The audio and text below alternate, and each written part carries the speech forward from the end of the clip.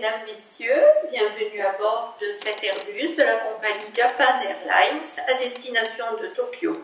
La durée du voyage sera de 11h51. Nous vous demandons de bien vouloir attacher vos ceintures et éteindre vos téléphones portables. Le commandant de bord et moi-même vous souhaitons un agréable voyage.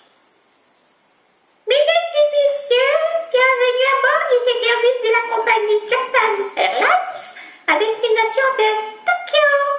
La durée du voyage sera de 11h51.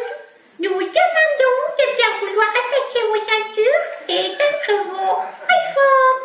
Les commandants de bord et moi-même vous souhaitons un agréable voyage. Vous avez raison.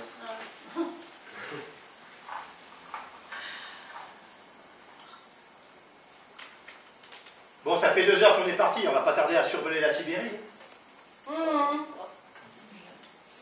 10 km à la verticale. Vous avez bien écouté les consignes de sécurité tout à l'heure? Parce que moi je suis pas sûr d'avoir tout très bien compris.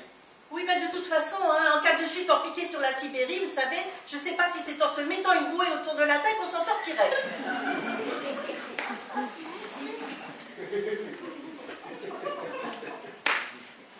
Vous êtes sûr que vous ne voulez pas de champagne? Allez savoir, c'est peut-être la dernière fois qu'on en boit. Ah non, merci. Vous n'êtes pas trop tard, vous savez. Je crois qu'en appuyant sur ce bouton, je peux faire venir une hôtesse de l'air. Oui, non, j'ai pris un petit relaxant avant d'embarquer et je préfère autant ne pas faire de mélange. Hein. C'est bien la première fois que je pourrais faire apparaître devant moi une jolie femme, prête à s'ouvrir, du moins à accéder à mes désirs gratuitement, rien qu'en appuyant sur ce bouton. J'avoue que je suis assez tenté.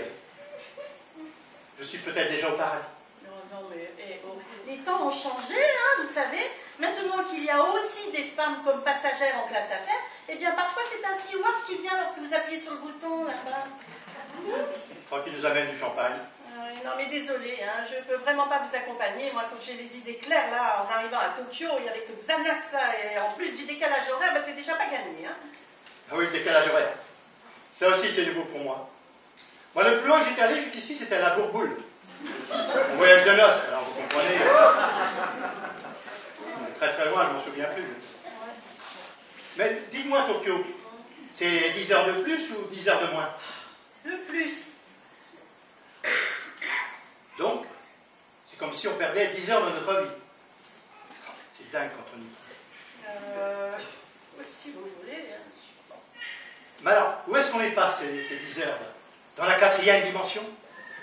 La 4e dimension. Ben oui, vous vous souvenez de ce vieux feuilleton américain en noir et blanc là? Oui, je vois, oui.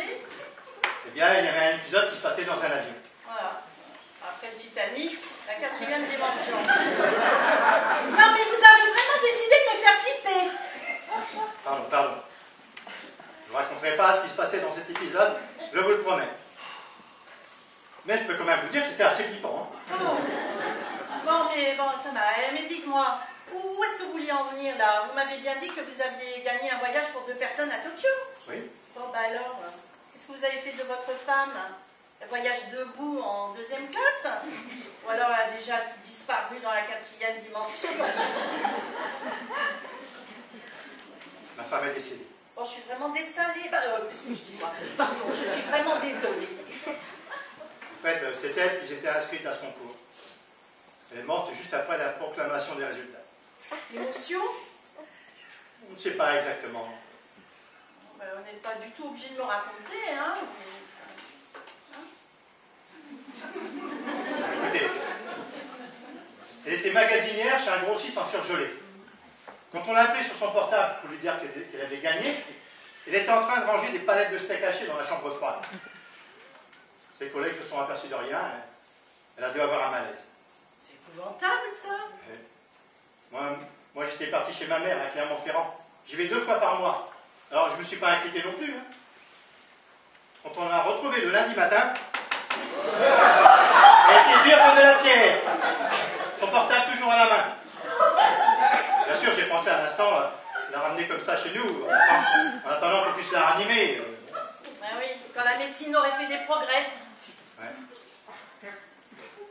Puis, Ma femme était quand même de corpulence assez forte. Notre réfrigérateur n'a pas été assez grand. Et puis, il aurait fallu faire quelques démarches administratives pour que je puisse la garder comme ça chez nous. Je suis un peu du métier, vous savez. Mais j'aime pas ramener du travail à la maison. Est-ce que vous travaillez dans l'électroménager? Oui, je me suis dit que ce n'était pas forcément un service à lui rendre. Vous avez vu Bernatus? Ah oui, avec l'huile funeste. Imaginez que notre avion s'écrase dans le nord de la Sibérie, qu'on soit pris tous les deux dans la glace et qu'on nous décongèle dans 200 ou 300 ans. Oui, non, pas bien là, vous voyez, pas bien du tout. Je crois que je vais prendre un autre Xanax.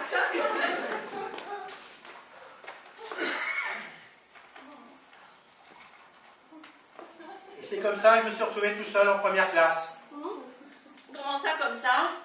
Forcément, maintenant, je voyageais tout seul. Je pensais bien qu'en si peu de temps, trouver quelqu'un pour remplacer ma femme. Alors, au lieu de 2 billets en seconde, ils m'ont donné un billet en première. Ouais. Vous ne me faites pas marcher, là, au moins? Vous savez, comme moi, tout à l'heure, avec la 2e classe. Je ne plaisanterai pas avec ça, c'est ma femme, quand même. Oh, bah, excusez-moi, monsieur, hein, mais comme vous n'avez pas l'air très... Très affecté? Bah... Écoutez, je vais vous faire une confidence.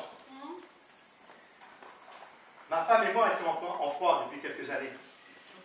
Ce n'était pas quelqu'un de très très chaleureux. C'est curieux que je vous dise ça d'ailleurs, parce qu'elle a fini congelée entre 2 pieds de